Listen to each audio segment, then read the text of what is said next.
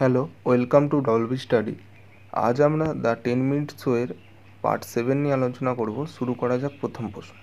দেখো প্রথম প্রশ্ন কি বলেছে, যদি a is to b is equal to 1/2 is to 1/3 এবং b is to c is equal to 1/4 is to 1/5 হয়, তাহলে a is to b is to c এর মান নির্ণয় করতে বলেছে। তাহলে এক্ষেত্রে কি বলেছে যে a is to b is equal to 1/2 আর 1/3 আছে। তাহলে এক্ষেত্রে আমি ধরে নিতে পারি যে a এর মান 3 এবং b এর মান 2।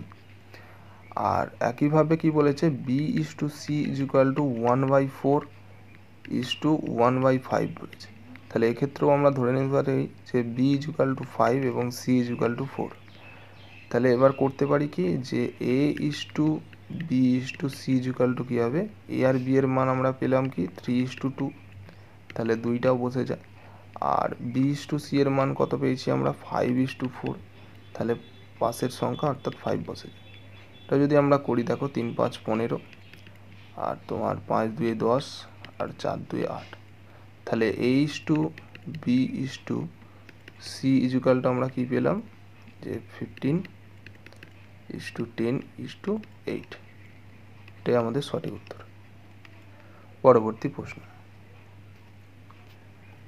দেখো, পরবর্তী প্রশ্ন কি বলেছে যে একটি ছোট শহরের জনসংখ্যা মহামারীর কারণে 18,000 থেকে 15,000 হ্রাস পেয়েছে। তাহলে জনসংখ্যা কত শতাংশ কমেছে?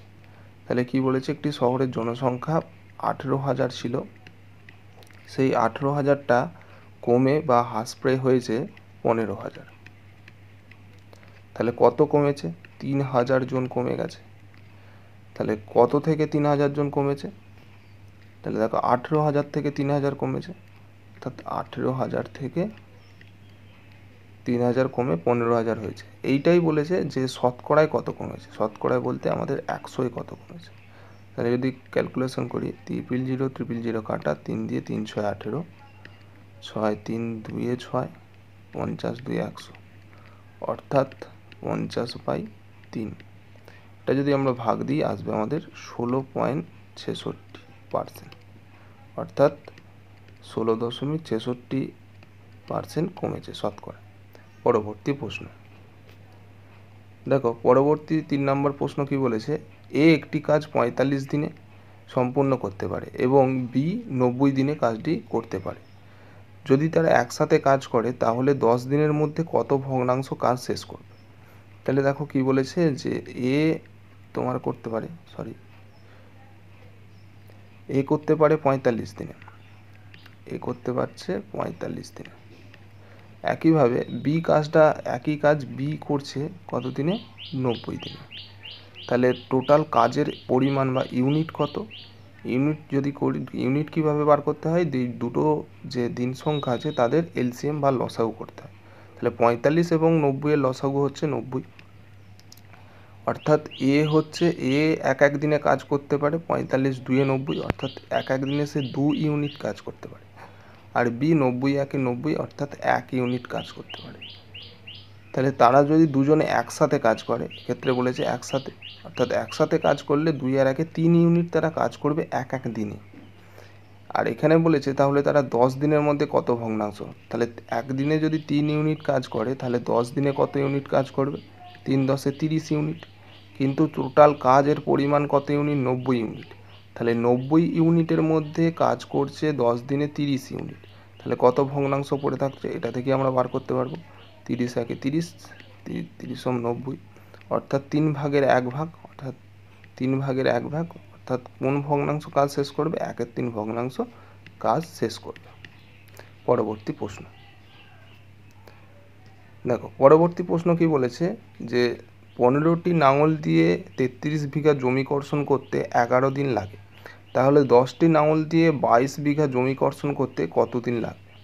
তাহলে এক্ষেত্রে আমরা কি দেখতে পাচ্ছি যে এটা সময় কার্যের অঙ্ক এবং এটি M1D1/W1 এবং M2D2/W2 এর ফর্মুলায় পড়বে, অর্থাৎ M1 × D1/W1 is equal to M2D2/W2।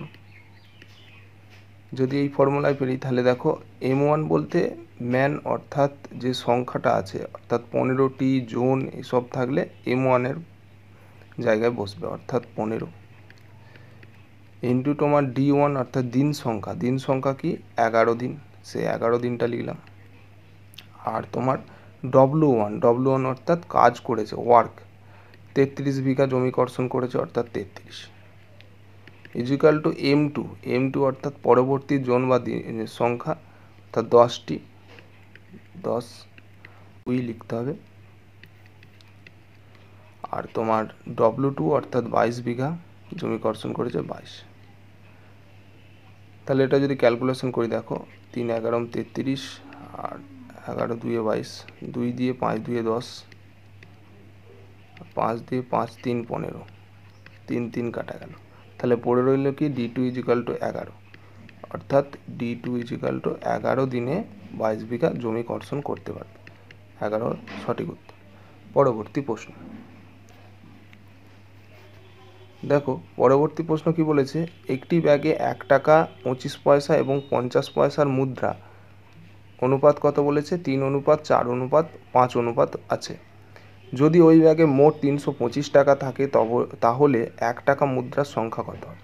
তাহলে কি বলেছে যে ব্যাগে 1 টাকা আছে আর তোমার 25 পয়সা আছে আর তোমার 50 পয়সা আছে।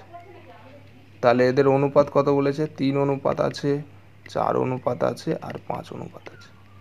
তাহলে 3 অনুপাত 1 টাকা করে আছে অর্থাৎ 3 টাকা আছে।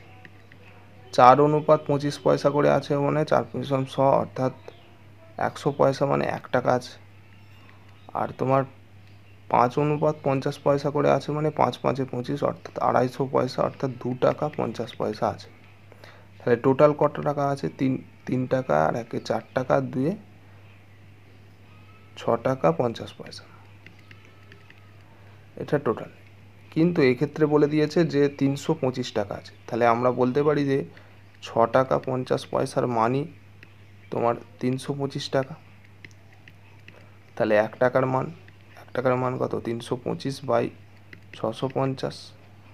আর কি চেয়েছে এখানে, 1 টাকার মুদ্রার সংখ্যা, 1 টাকা মুদ্রার সংখ্যার অনুপাত কত, 3 অনুপাত, তাহলে গুণিতক 3। দশমিক যদি তুলে দিই, দশমিক তুলে দিলে ওপরে একটা 100 হয়ে যাবে। কাটাকাটি যদি করি 25 দিয়ে, 25 × 1 = 25, 3 × 25 = 75, আর এটা 25 দিয়ে কাটলে 25 × 2 = 50, 150 অর্থাৎ 25 × 6 = 150। 13 দিয়ে 13 × 2 = 26, 2 দিয়ে কাটলে 50 অর্থাৎ 3 × 5 = 15, অর্থাৎ 150টা সংখ্যা ছিল অর্থাৎ 1 টাকার মুদ্রার সংখ্যা হচ্ছে 150টি। এটাই সঠিক উত্তর। পরবর্তী প্রশ্ন দেখো, পরবর্তী প্রশ্ন কি বলেছে, এক ব্যক্তির ব্যয় এবং সঞ্চয়ের অনুপাত 5:3। যদি তার আয় 25% বৃদ্ধি পায় এবং ব্যয় 30% বৃদ্ধি পায় তাহলে সঞ্চয় বৃদ্ধির শতাংশ নির্ণয় করো। তাহলে আমরা কি জানি, আয় ইসটু ব্যয় ইসটু সঞ্চয়।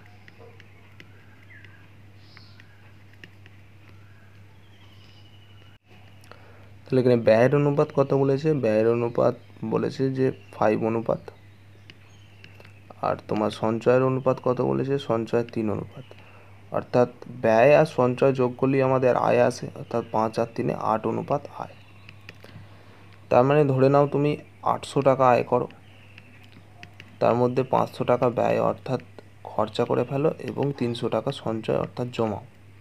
এবার কি বলেছে যে তার আয়ের 25% বৃদ্ধি পাচ্ছে, অর্থাৎ 800 এর 25% বৃদ্ধি পাচ্ছে। তাহলে 800 এর 25% আমরা দেখে নেবো কত, 800 এর 25% বৃদ্ধি পাচ্ছে অর্থাৎ 125/100, 25% বৃদ্ধি। কাটাকাটি যদি করি 0 0 কাটবে, 8 125 1000 তোমার। তাহলে কি, তাহলে এটা তোমার 25% বৃদ্ধি পাচ্ছে, 25% বৃদ্ধি পেয়ে কত হলো, 1000 টাকা হয়ে গেল। মানে আয় তুমি 1000 টাকা আয় করছো। এবার কি বলেছে যে তার ব্যয় 30%, ব্যয়ও 30% বৃদ্ধি পাচ্ছে, তাহলে ব্যয়টাও তোমার 30% বৃদ্ধি পাচ্ছে। তাহলে 500 এর 30% বৃদ্ধি পাচ্ছে মানে কত? 500 ইন্টু 130 বাই 100, 0 0 কাটা গেল, 5 তেরো 65, অর্থাৎ 650 টাকা হয়ে যাচ্ছে। 500 টাকা থেকে বেড়ে 650 টাকা হয়ে যাচ্ছে। এবার কি বলেছে, তাহলে সঞ্চয় কত বৃদ্ধি পাচ্ছে? তাহলে দেখো, তুমি 1000 টাকা আয় করছো, 1000 টাকা আয় করে তার থেকে 650 টাকা তুমি খরচা করে ফেলছো, তাহলে জমাচ্ছ কত? তাহলে জমছে তোমার 350 টাকা। তাহলে দেখো, আগে সঞ্চয় ছিল অর্থাৎ আগে জমাচ্ছিল 300 টাকা, কিন্তু এখন জমাচ্ছ 350 টাকা, অর্থাৎ কত বেড়েছে? 50 টাকা বেড়েছে।